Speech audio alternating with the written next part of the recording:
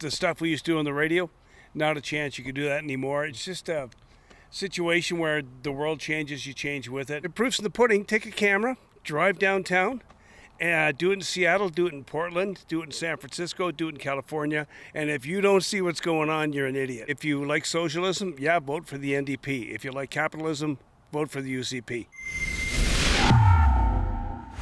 Adam Soos here for Rebel News with another AlbertaDecides.com update on this 2023 provincial election, coming to you fittingly from a hockey rink as a different battle of Alberta is decided. If you grew up in Calgary or have any interest whatsoever in rock and roll, the next guest that I'm going to have join me for a quick interview, well, he needs no introduction. He is Gerry Forbes. You may not know his face, but you certainly know his voice after his 25-year career on CJ92. As of late, he's been taking to social media, someone who's intimately passionate about this city and this province, airing his concerns about the possibility of an NDP government taking over once again. Flashback to 2015. So in a moment, I'm going to be joined by him to garner some of his insights and perspectives as this election looms ever closer. Compared to, say, 25 years ago, compared to when you were on the radio, starting off your career, how much do you think that Calgary has changed? Oh, 100%. I mean, the stuff we used to do on the radio, not a chance you could do that anymore. It's just a situation where the world changes, you change with it. I got off before I wanted to change, so it was fantastic. You could say what you wanted to do what you wanted to do, and now you're going to offend somebody everywhere. So I've always been involved in politics, too. I helped Jim Prentice with a bunch of stuff when he was a federal politician, and then helped him again when he ran provincially here. And my parents were quite involved in politics. I don't like to be, but I figure if you're not, you're asking for it, because it's up to you to make things happen. This is a city where Justin Trudeau is not popular at all. The NDP seems to be doing okay, but we have a very progressive mayor. What do you make of that? I just, I can't hold back. I just can't believe that Justin Trudeau is doing okay. He's had 7 scandals thus far that goes back to when he was a ski teacher and a drama teacher, mishandling things with women. But people out here hate him. But down east, people don't even seem to notice. My brother's a big lawyer in Toronto, and they don't really follow politics. It's amazing. Why do you think it is, with out here, that sentiment being so strong against everything Justin Trudeau stands for, that someone like Jyoti Gondek, a mayor very much in the same wavelength, goes along with him? If we still had the show Unsolved Mysteries, that would be the first story, because I just don't get it.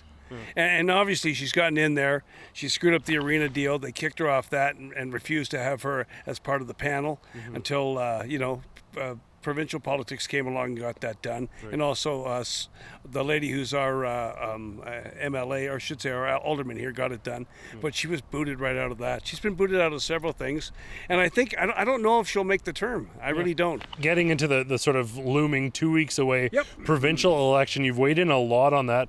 What's your sort of principal concern with the sort of prospect of an NDP government?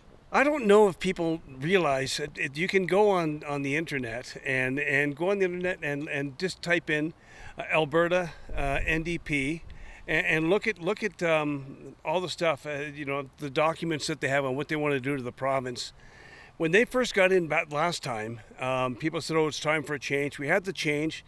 The deficit was $11.8 billion. When they left, they'd raised it by $74 billion over 4 years. That's not what I want. We're moving along now. Calgary's coming back. The oil sector's coming back. Everybody's pitching in. People from Ontario moving here because it's too expensive to live there. People from BC are moving here. It's a great opportunity for Alberta, and I wish people would just do the research and not be so unaware and realize what's going on. Do you recall hearing like stabbing on the street, shooting this morning? How much has the city changed in that regard under this? That's the last 5 years. I'm amazed what goes on. Like no one's going to take Calgary Transit. I mean, now they've had to bring sheriffs in, which is a great idea, but the city's changing. I don't know where all these people are coming from, but it's not safe to go out at night in downtown Calgary. We've got to fix all that stuff, right? And I think the drug addiction thing's a big problem, and I think that the UCP are doing the right thing. You go away, you shake for a bit, you see a doctor, he helps you.